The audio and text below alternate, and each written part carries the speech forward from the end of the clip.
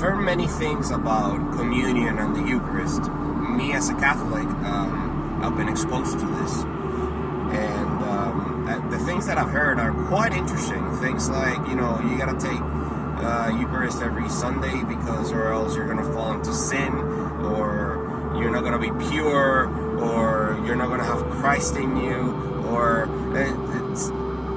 I like to talk about it a little bit because I don't really think that people understand what the Eucharist is all about, or they've lost their understanding at some point. We lost our understanding at some point of what it was all about. First of all, where does the Eucharist come from? It comes from the readings of the Gospels, Gospel stories of the Last Supper. And in the Last Supper, many things happen. Jesus does many things that can help us understand what the Eucharist and what this sacrament is truly about.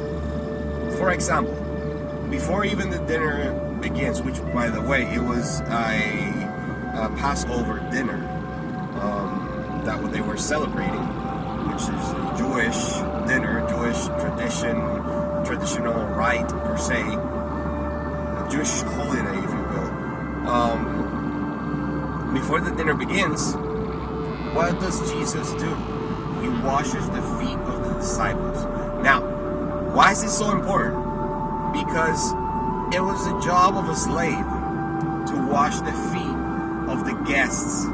It wasn't the job of the person who was inviting everybody into their home, who was inviting everybody to their dinner.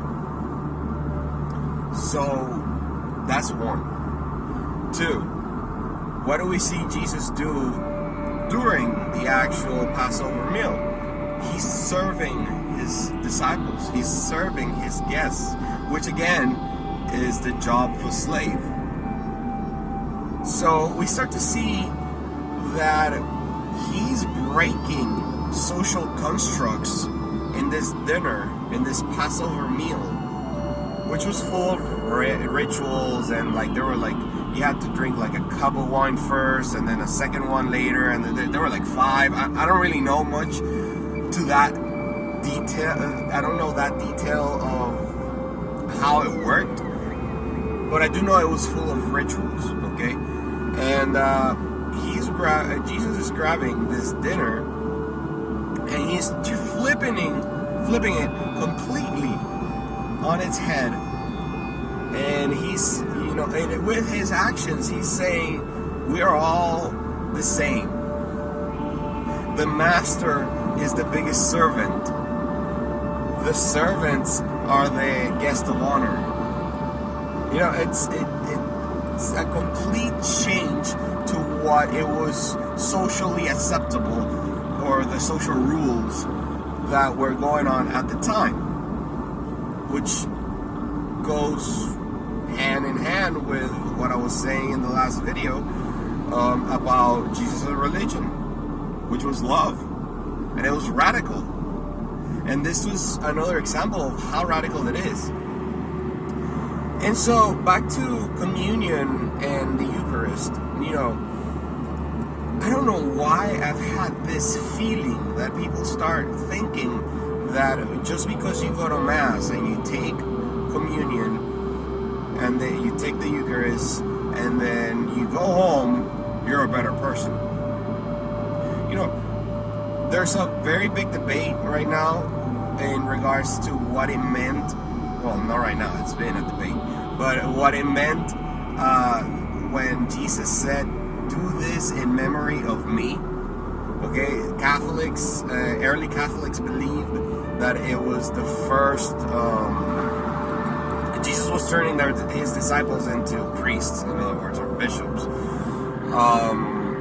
But there's another understanding that I like better than the first ordination per se, which is, Jesus was telling them to remember how he had been acting in the time that he was with them.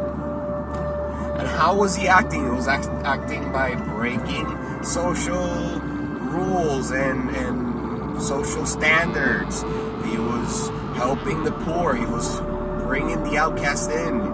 He was, curing the people that were seen as impure, And so Jesus is saying these words. Do this in memory of me as I remember.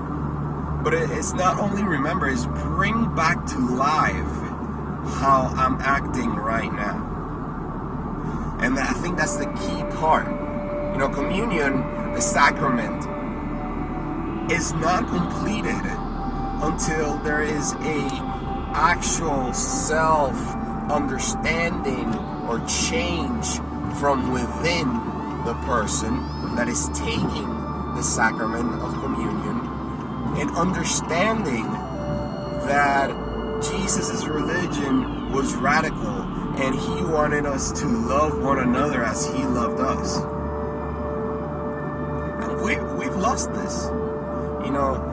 We've lost this to the idea of the Eucharist being, some sort of like obligation type of thing, or that Jesus is now in me and I'm now part of the body of Christ. Yes, you're now part of the body of Christ, but the body of Christ is supposed to act in a certain way.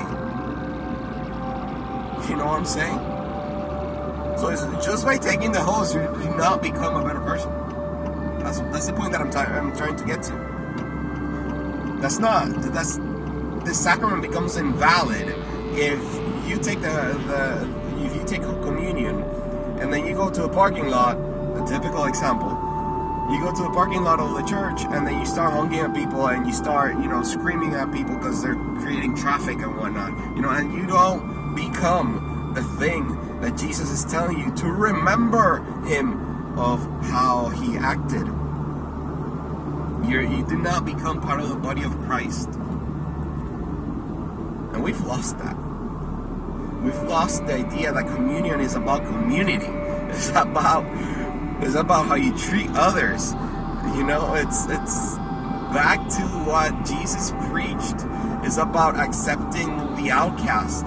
It's about treating others with respect and from a place of love, from a place of selflessness.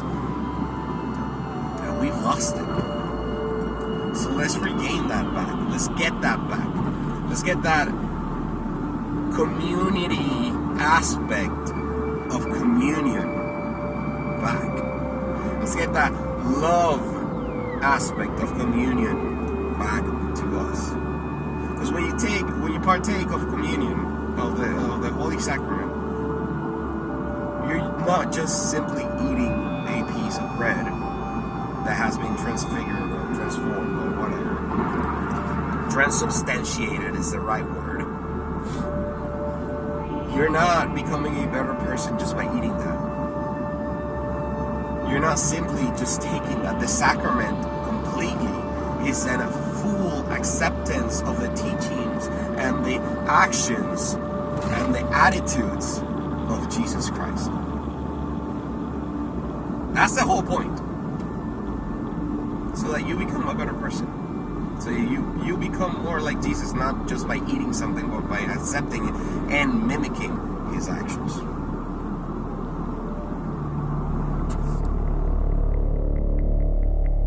Thank